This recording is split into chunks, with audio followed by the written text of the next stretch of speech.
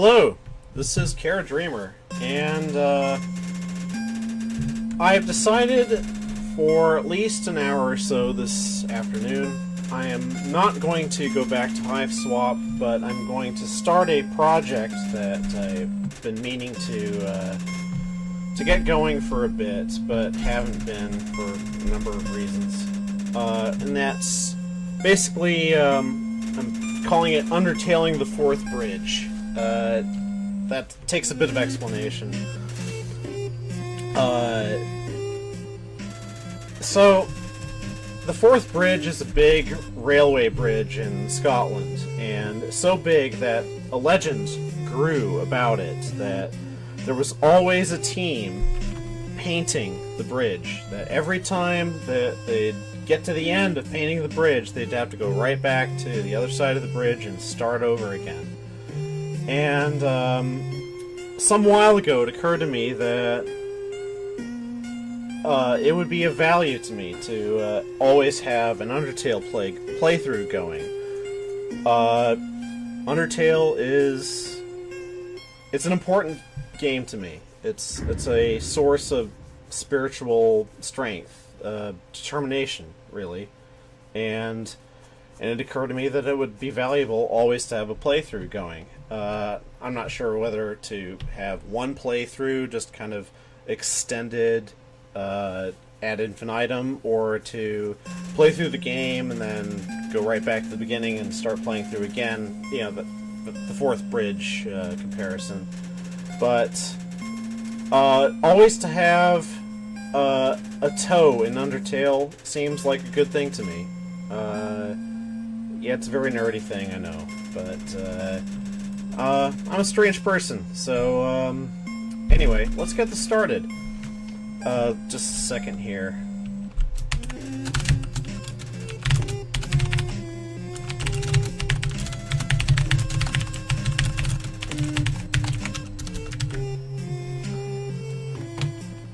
So this is not my first time through the game. Heavens. Not by a long shot. And, well, I mean, I've played through this game 3 times now.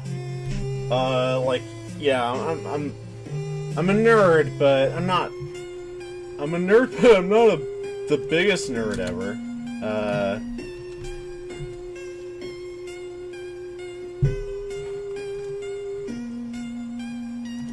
I'll just double check the health of the stream here.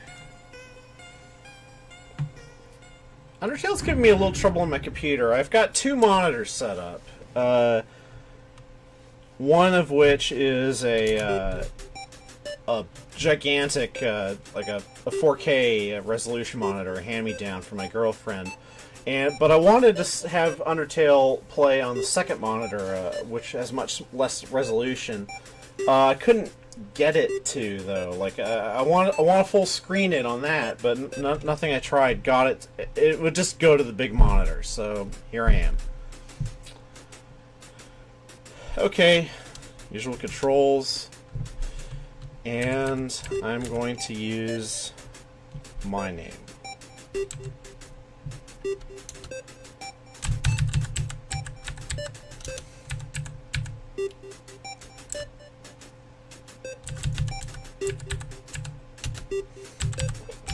I mean, my name and Kara Dreamer's name are basically the same, except for phonetic spelling, but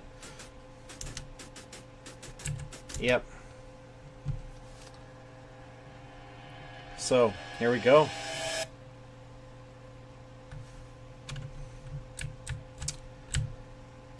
Yep, flowers. You know, let me look around this just a little bit. Like, patch of flowers, presumably illumination. Like, how far did you fall exactly? And did you actually suffer a real fall? That's one thing that, like, a number of people have come up with the idea that you basically kind of fall into a game, like kind of like the comparison that comes to mind is Tron, you know, where you're sort of pulled into a game by accident. Howdy, I'm Flowey. Flowey the Flower. You're new to the underground, aren't you?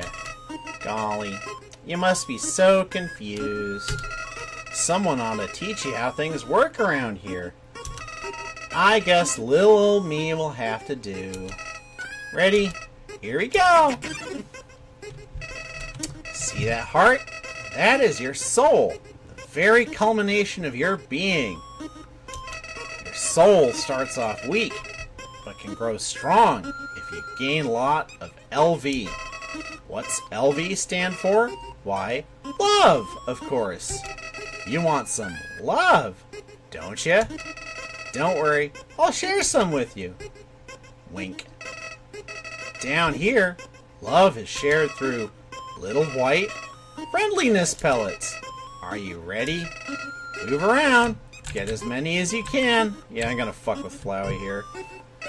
You know, you gotta wonder, like, I've given some thought to how this is actually, like, if you wanted to imagine that this is happening to you in real life, how would that manifest itself? Like, what would meeting Flowey be like? You know, and the fact that he's actually describing kind of what's happening on screen does lend credence to the idea that, yeah, I mean, basically you've entered a video game, you now find yourself obeying video game rules. But how to write that, like how you would actually perceive that, I've actually yet to kind of work on that. It's like, you know, I've written some Undertale fanfic, but I haven't written it from the perspective of being in the game aspect of Undertale. Let's put it that way. I've tried to be naturalistic about it. Anyway, back to Flowey. Hey, buddy, you missed him. Let's try again, okay?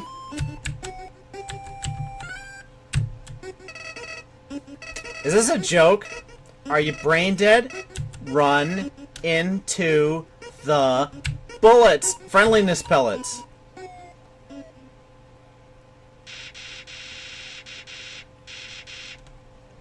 You know what's going on here, don't you? You just wanted to see me suffer. Die! Oh, Flowey.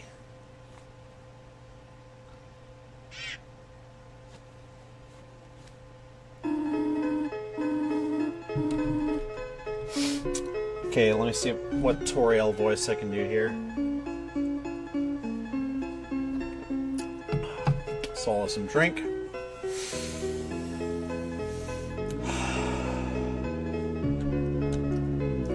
That's the thing. I cannot do a Toriel voice.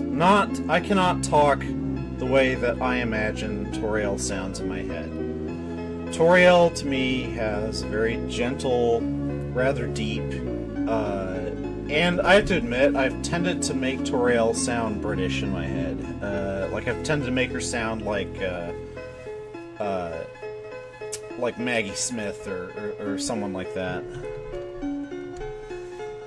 What a terrible creature, torturing such a poor, innocent youth. Ah, do not be afraid, my child. I am Toriel, caretaker of the ruins.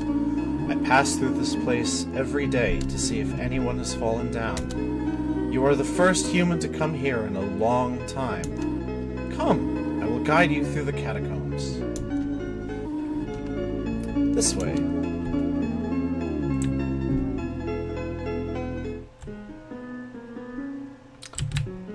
Yay.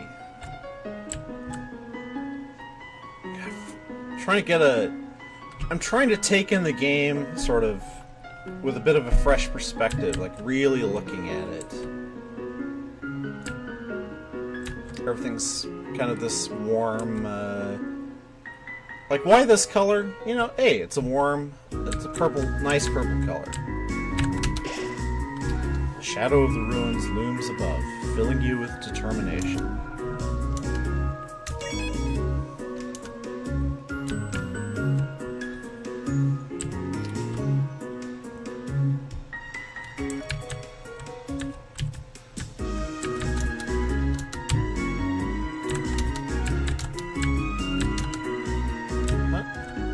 Can you read that? Maybe not. Welcome to your new home, innocent one. Allow me to educate you in the operation of the ruins. Yeah, the puzzle that you never actually find out. The ruins are full of puzzles, ancient fusions between diversions and door keys. One must solve them to move from room to room. Please, adjust yourself to the sight of them.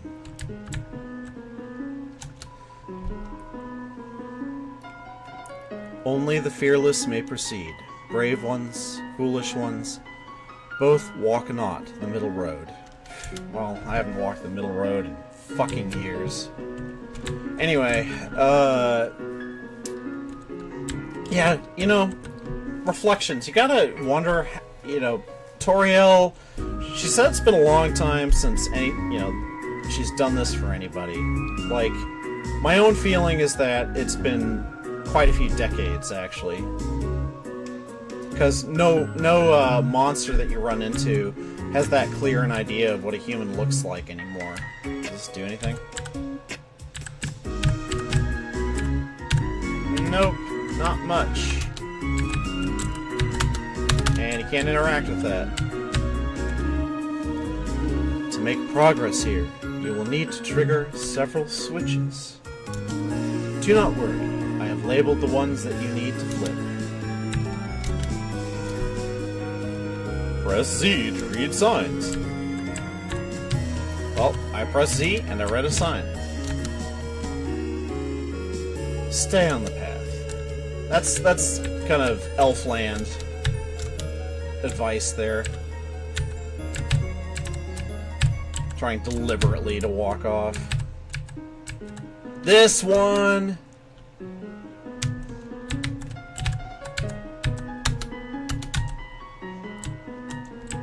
Wait, I'm not actually succeeding in interacting with it, though.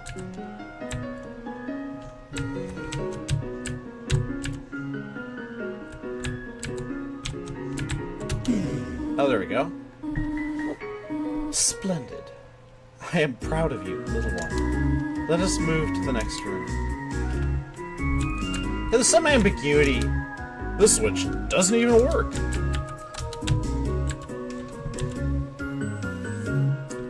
Like, how old is Frisk supposed to be?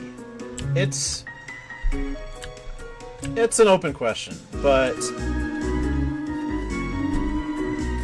as a human living in the underground, monsters may attack you. You will need to be prepared for the situation. However, worry not. The process is simple. When you encounter a monster, you will enter a fight. While you are in a fight, strike up a friendly conversation. Stall for time. I will come to resolve the conflict. So, this is interesting to me, and the key, a key moment in the game, because it suggests to me that, let's see, practice talking to the dummy. So you imagine, again, playing into you fall into a game where rules about how you interact with people, with creatures, is different from how things normally work because magic. That like you, a human, you fall into the underground, and then you encounter a monster. But now you're in a different space. Kind of perceiving like you're in an actual sort of one-on-one interaction with a fellow being. And yes, you can fight them, but you can talk to them. You talk to the dummy. It doesn't seem much for conversation. Toriel seems happy with you. You won! Ah, very good. You are very good. So, I'm trying to imagine, for the purpose of writing, just what it's like to sort of be down here, where when you encounter magical creatures, you are kind of compelled to interact with them on a magical level, more or less, even if you were not magical yourself. That's how it kind of seems to me. Like you have to interact with them the way they know how to interact. There is another puzzle in this room. I wonder if you can solve it. And it's not much of a puzzle, really.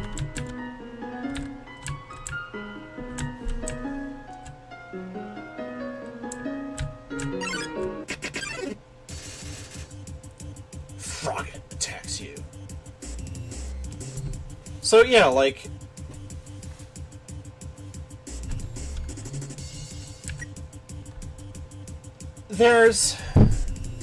I'm trying to, I don't want to read too much I don't want to read more significance than there is in just, basically how the game is written and how you play it. But, here, when you enter a fight, there's a sudden shift of awareness that you're not getting from a game like, Earthbound or Mother 3. Because in Earthbound and Mother 3, you see the enemy. You're wandering around the map, but you are,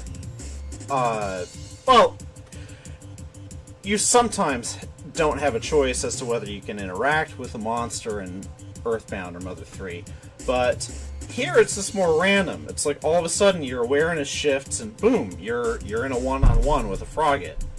And that's partly just simple, again, like I'm saying, don't want to read too much into something which is just, simplified game programming, but it ends up kind of being interesting how you're sort of like, you're walking along and then all of a sudden it's like, hey, I'm a frog, deal with me. Well, I'm going to compliment you, Frog. Frogget didn't understand what you said, but was flattered anyway. Aww. Yeah, Toriel, some prize Toriel side-eye there. You won. No gold. Damn it. I need gold, because I need to buy the spider pastries. The Western Room is the Eastern Room's blueprint. Yeah, well, I mean, I kind of know that.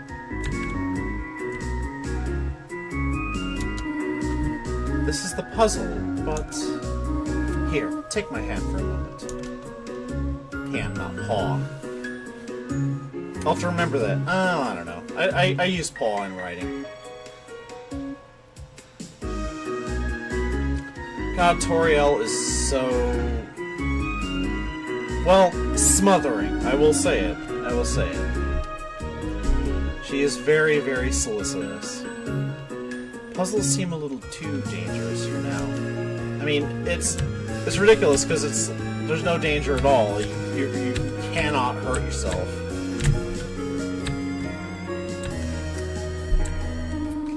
It kind of reminds me of that Simpsons bit when it was a late, sort of a 7th or 8th season Simpsons episode, so kind of when the show was on the cusp of turning crappy, and there was that episode where the whole Simpsons family moves to a fictional Pacific Northwest city called Cypress Heights. I can't remember. They gave it some name.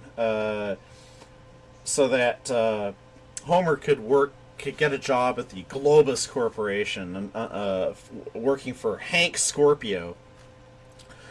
And there's silly shit going on. It's like a James Bond parody stuff, but one of the reasons that Marge ends up hating the place is that her house does everything for her. It's all automated, and she's so used to filling her day with a routine that routine now taken away from her, she doesn't know what to do with herself. And so there's this scene where you see her sitting in this gleaming, perfect house, looking around. There's no one, and she just drinks a glass of wine. And so you imagine Toriel being like that, kind of just, what do I do with myself now? But now she's got someone to interact with, so it's perfect. Anyway, you have done excellently thus far, my child. However, I have a difficult request to ask of you. I would like you to walk to the end of the room by yourself. Forgive me for this.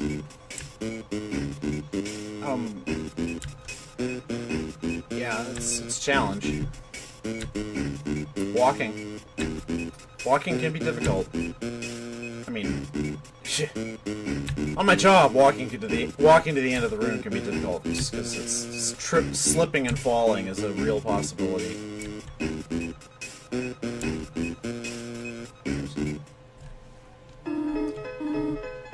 Oh, the music starts up again, and it's so cool.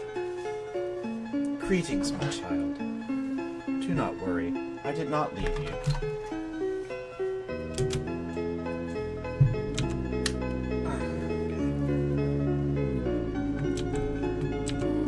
I was merely behind this pillar the whole time. Thank you for trusting me. However, there was an important reason for this exercise. To test your independence, I must attend to some business, and you must stay alone for a while. Please, remain here. It's dangerous to explore by yourself. I have an idea. I will give you a cell phone. If you have a need for anything, just call. Be good, alright? Toriel.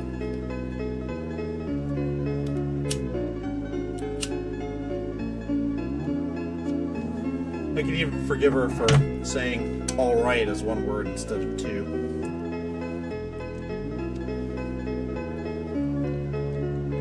Well, which means wander around, get into trouble.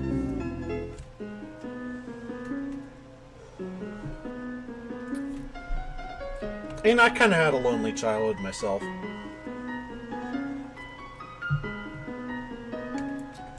I didn't really have any friends. Hello, this is Toriel. You have not left the room, have you? There are a few puzzles ahead that I have yet to explain. It would be dangerous to try to solve them yourself. Be good, alright? Nah, I'm getting into trouble, Toriel. I mean, I didn't have a lot of friends as a kid. And I went to school, and then I went home. Ribbit. Excuse me, human. I have some advice for you about battling monsters. If you act a certain way or fight until you almost defeat them, they might not want to battle you anymore. If a monster does not want to fight you, please use some mercy, human. Ribbit.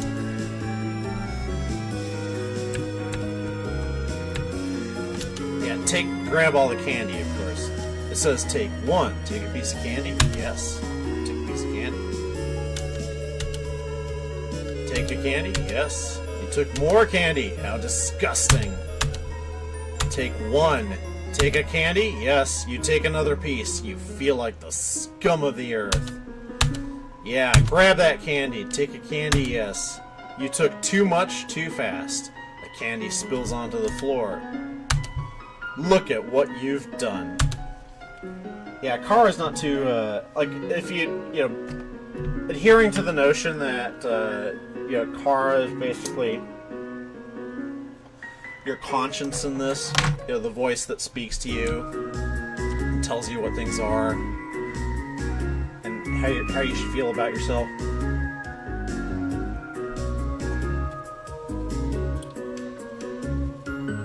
Kara has had a lot of time to regret. You can imagine that they don't want this new kid.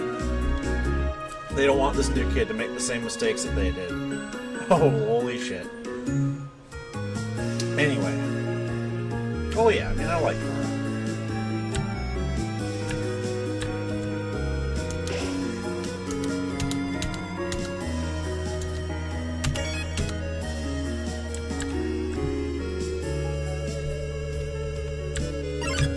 Oh, monster. Got a Frogget. Compliment, of course. Oh yeah. Eee.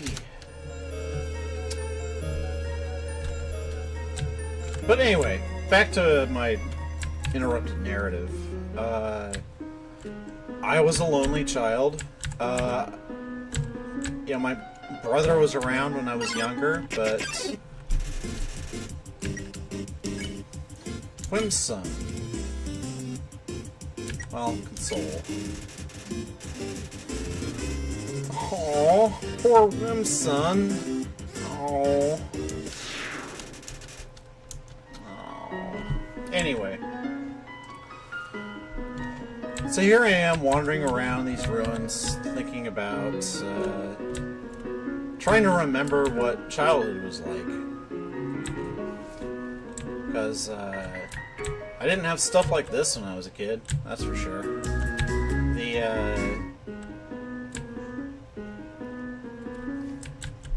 That's slightly annoying. I kind of wish the music would just continue. Anyway,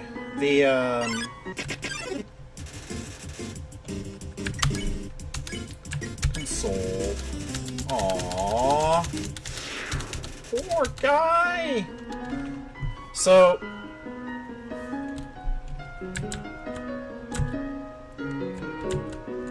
yeah, I was occupying myself with books in the library.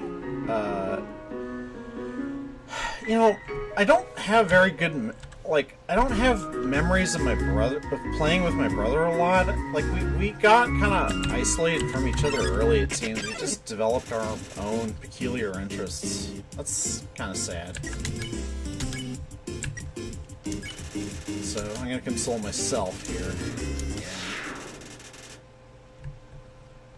Hey, sorry, yeah, I'll warn you, you know, this particular Undertale playthrough is going to be less of a, you know, a conventional game stream and more of me just reflecting on personal shit as I play this game, because the reason that I play this game is to stir up personal stuff. It seems to... this game, more than any other stimulus, seems to have opened a door to sort of fresh thoughts about my childhood and stuff like that. Even though it's not really a children's game, I would say this is Undertale is a game for adults. Like, you compare this to Earthbound. Earthbound is definitely a kid's game. Like, at the heart of that game, it's... okay, whoop!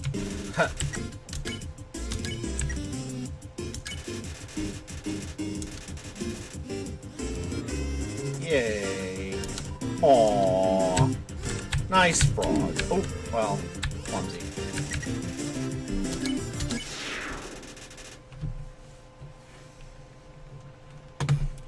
Half a second, by the way.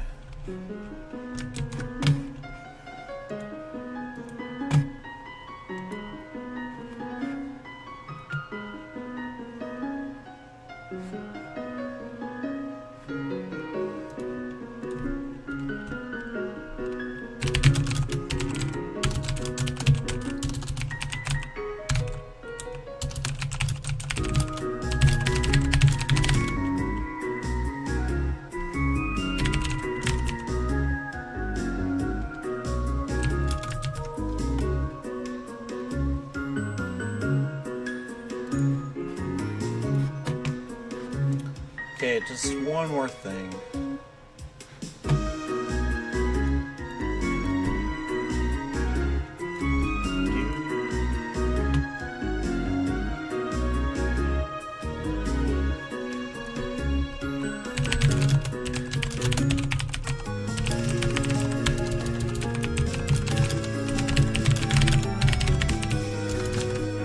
I am quite stoned right now, by the way.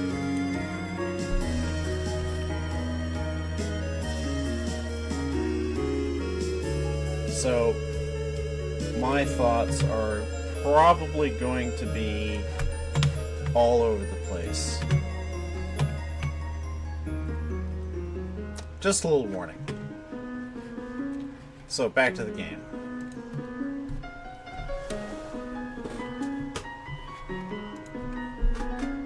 Oh, heck. I am no good at this. Anyway.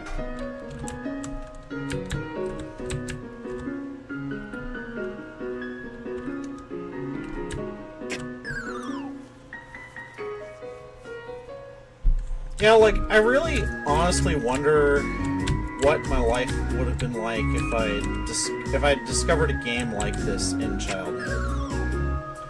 I got a Commodore 64, but when I was a teenager.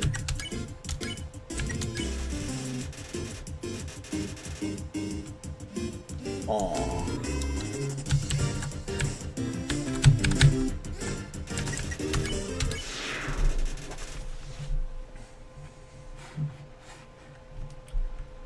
So, I mean, I did do a little gaming, you know, at a childish age, but you know, by that time I was already kind of like, I'd already been guided into science and math, and I was smart, and I wasn't doing childish things. I was doing practical things. I was doing science fair. Aww.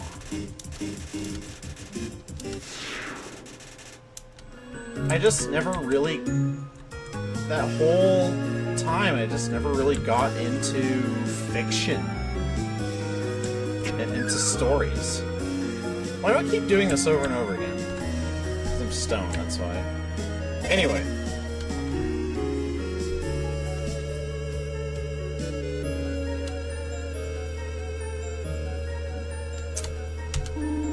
Hello, this is Toriel.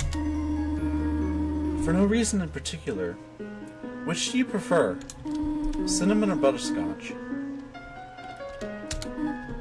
Oh, I see. Thank you very much. Hello, this is Toriel. You do not dislike butterscotch, do you? I know what your preference is, but would you turn up your nose if you found it on your plate? Right, I understand. Thank you for being patient, by the way. Aw, Toriel, such a mom. Not like my mom, and yet like my mom. Aww.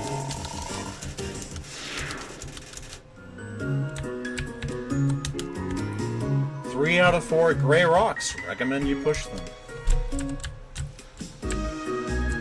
Thunk.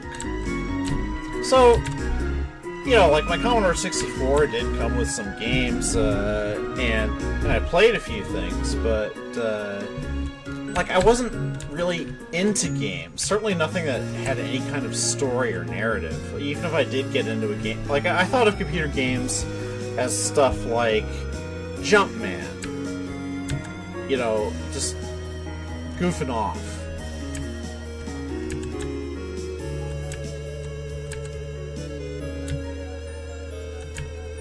Haha! Got it right the first time. Push rocks. 2 Froggets! Froggo! Well, I'm gonna compliment you. Because you're a cute frog, even if you're spitting magical flies at me or something like that. Like, what is your attack supposed to be anyway? And they're gonna compliment you, because you're also cute.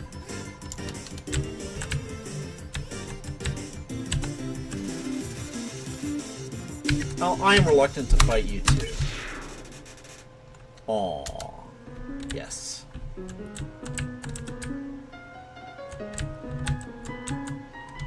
Whoa there, partner! Who said you could push me around?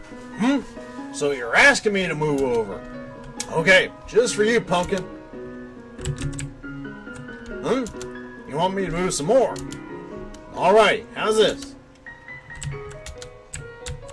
That was the wrong direction. Okay, I think I got it.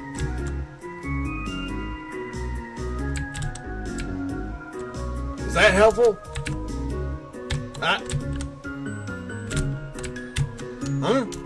You want me to stay there? You're giving me a real workout. You know, there's an added flavor to this now. Now that I have finished Mother 3. Old Small. Well, I know, you know. There's like, now there's a comfortable sort of familiarity. This, well, yeah, you can imitate the Old Small, too. So, yeah.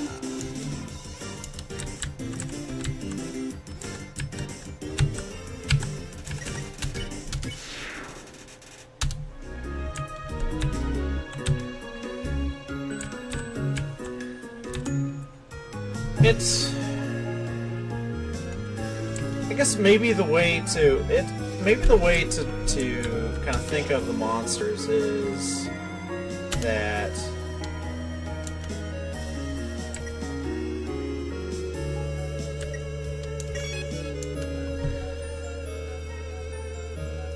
it's like you're running around. I mean, easiest to imagine if you just imagine. Easiest to imagine if you just consider it as sort of magical. Telepathic, actually. Like, you know, that these creatures are a threat because they have psychic attacks, you know, except they're not really attacks. They're just sort of like, hey, this is the noise I make. It's like an animal cry.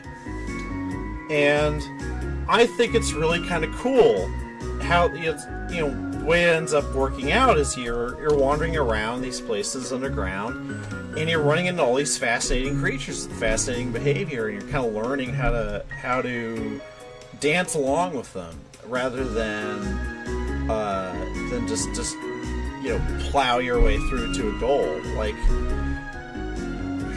it really is well done. And I feel like that's one of the reasons this game ended up grabbing me a lot more than the, you know, Mother 2, 3, because yes, there's a lot of personal touch stuff in those games, but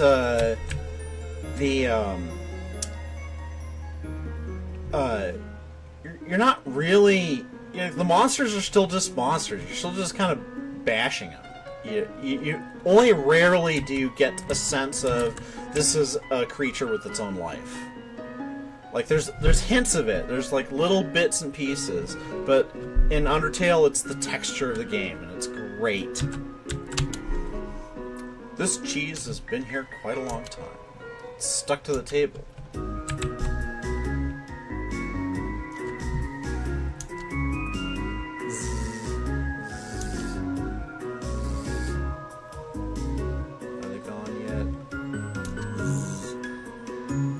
This ghost keeps saying zzz out loud repeatedly, pretending to sleep.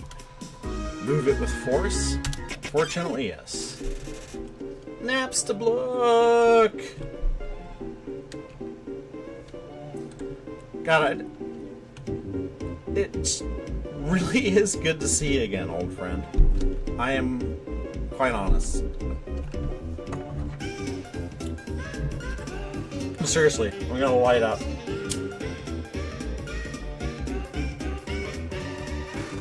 I'm not gonna do anything for a minute or two. Just listen to the music.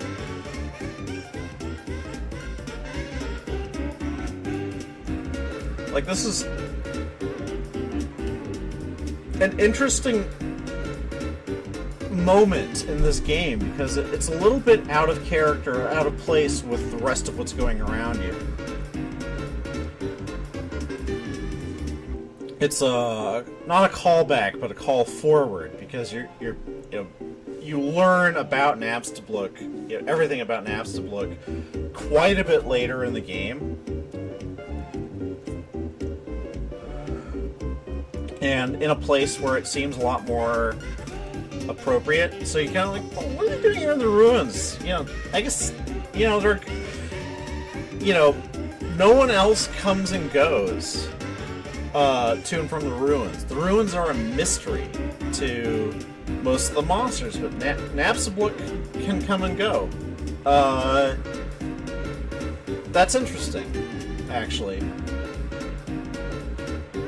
That I could actually probably work something from that into it's like a fanfic thing, because Napstablook might be privy to a lot of information that like basically Napstablook might know all about the story just because they're around. They just perceive everything.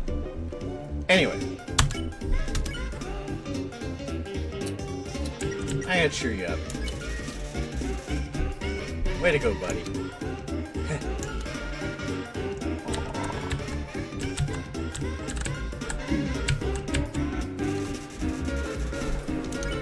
Napstablook. Aww. Yeah, I know, buddy.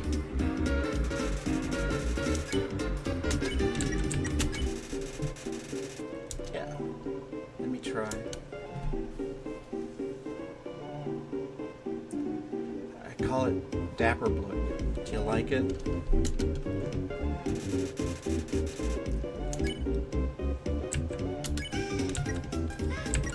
Well, yeah, of course I like it. I usually come to the ruins because there's nobody around. But today I met somebody nice. Oh, I'm rambling again. I'll get out of your way. Oh, God! Oh, Napstablook, you're such a sweetheart.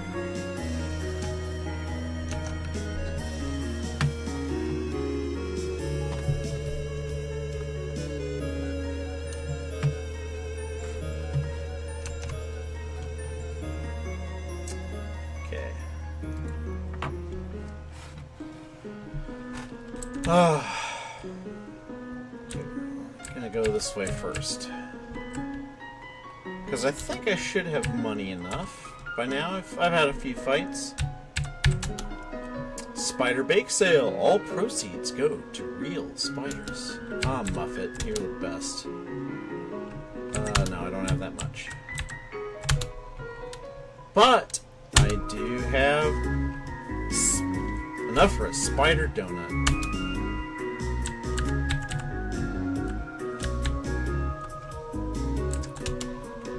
Did you miss it? Spider bake sale down and to the right. Come eat food made by spiders, for spiders, of spiders. And yeah, I guess that does imply a bit of cannibalism, but or possibly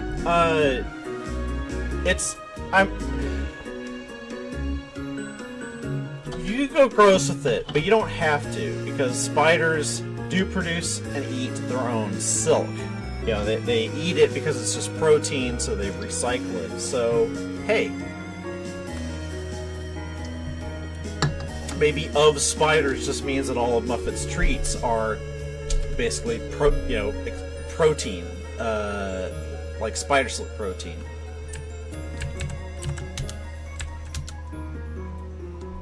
I think that was actually a really clever idea. My friend never listens to me. Whenever I talk, they skip through my words. They skip through my words by pressing X. That's right, pressing X. Well, at least you listen to me. I've never been able to make myself press X. Ribbit, ribbit. I heard using F4 can make you have a full screen. But what does F4 stand for? 4 frogs. I have only seen a maximum of 3 frogs in this room. This is troubling, to say the least. Ribbit. Yay, a fight! Okay. So, you're... Migosp, you're just the guy who, you know, is in with the bad crowd, so take care of the Molds Mall. That's all you need to do. Wiggle around on the ground. Feed the swarm.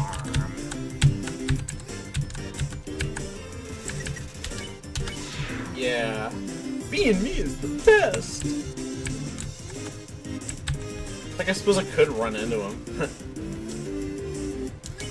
Spare.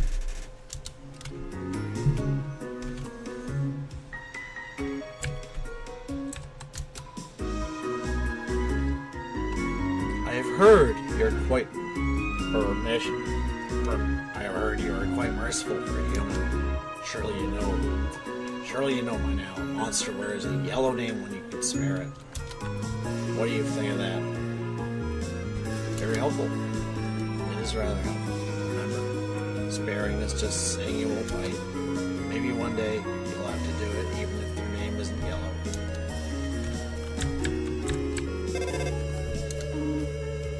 Hello? I just realized that it has been a while since I've cleaned up.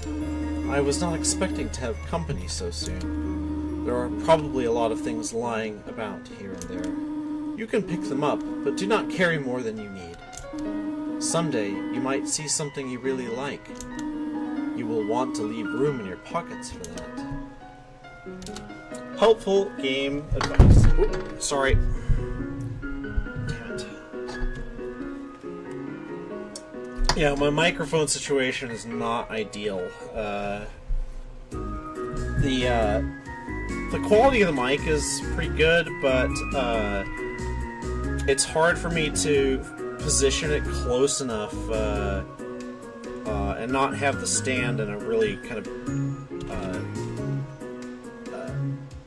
place that's where I'm liable to knock it over with my hand.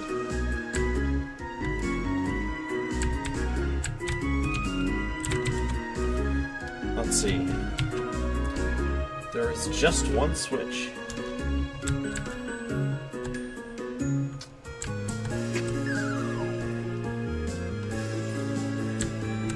Vegetoid!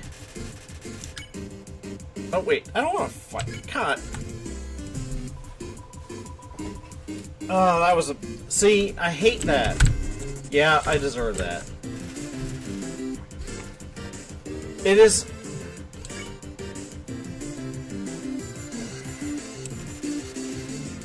I think it's...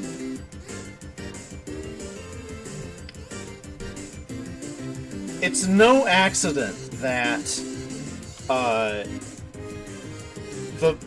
the fight key is kind of the thing that it is easy to hit accidentally. It is so, when you enter a fight, it is the default action more or less, and that makes a lot of sense. And it's pissed me off so much when I just kind of, you know, if I'm not, you know, too much on the ball, you know, and I am kind of intoxicated right now, that getting a little bit blindsided by entering a fight, just like flail, hit a key, and all of a sudden I'm actually lashing out at friendly carrot creature here. You know, I guess that's basically the point of, you know, why the fights work the way that they do in this game. So, I have to pause and think. Vegetoid cackles softly.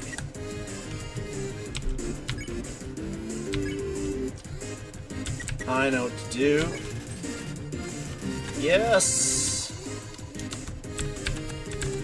Ah! God. Alright, try that again.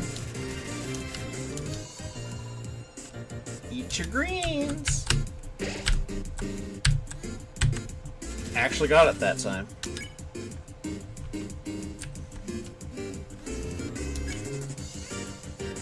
see here.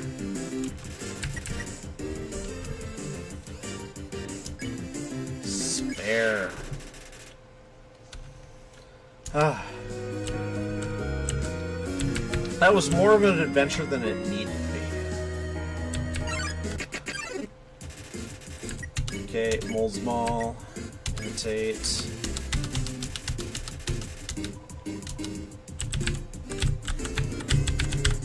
Oh!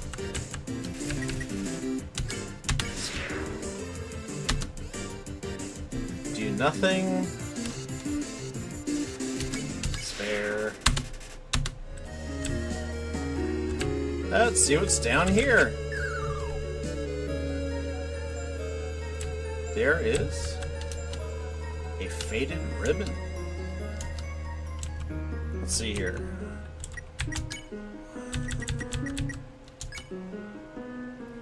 Use. I equip the ribbon.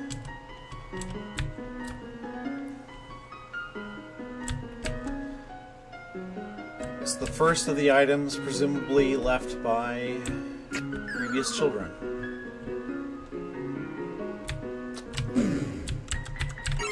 Let us never forget. Luke's or Loax? I'll say Luke's. Anyway, we know that we're not supposed to pick on him.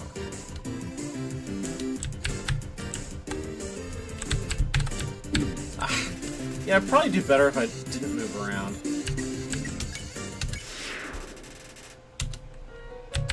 It's the condition I'm in.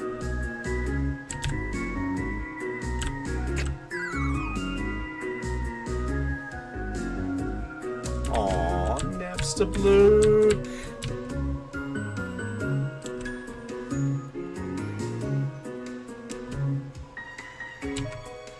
Ghosts can fly, can't they? Oh well. Aww. Sorry, I got a little carried away there, Napster Blue.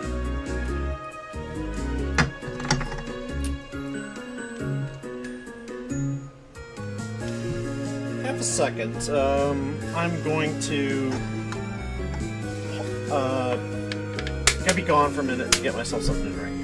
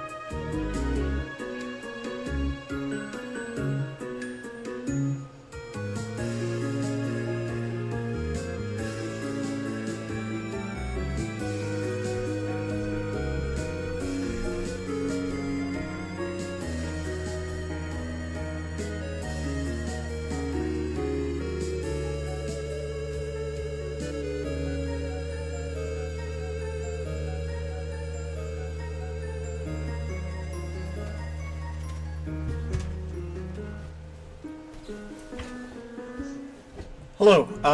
I will actually have to pause the stream. A family matter has come up that compels my attention. Let's see. Anyway, so I'm going to find a save point.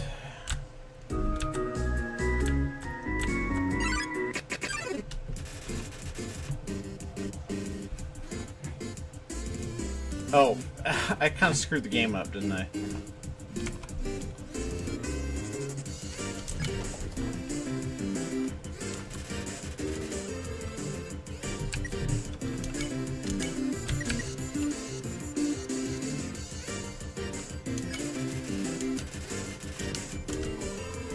Okay. Yeah, got it.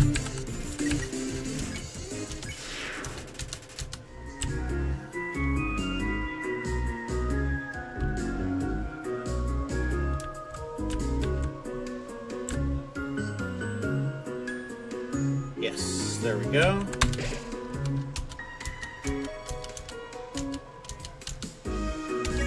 Saved. And I will make a phone call. I may or may not get back to this later tonight, but yeah, I've really enjoyed doing this. So I think I'm on to something. Anyway, this is Kara Dreamer signing off.